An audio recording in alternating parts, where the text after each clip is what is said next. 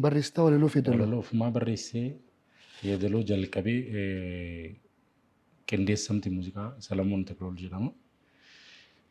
Yeedaloonni irratti baay'ee irratti dadhabee wal gargaarree yeedaloo bareedaa kana uumne walaloo anumaan barreessa. Sirboota kee baay'ee walaloo anumatu barreessa. Yeedaloolee kan hojjedhe jira Galaanee,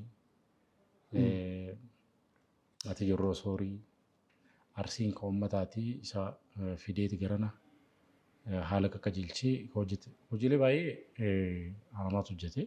Ofuma hojjettaa? Yaa. Even viidiyoo daarektiin illee anumatu hojjete. Daarektaraa? Viidiyoo kiyya hundayyuu anumatu hojjete. Inni ilaalamu kun on guddaadha. Dhugaa rabbi kana mafaarsaa taa'e jechuudha. Viidiyoolee kiyya anumatu qajeelche. Hojii baay'ee hojjetteerta.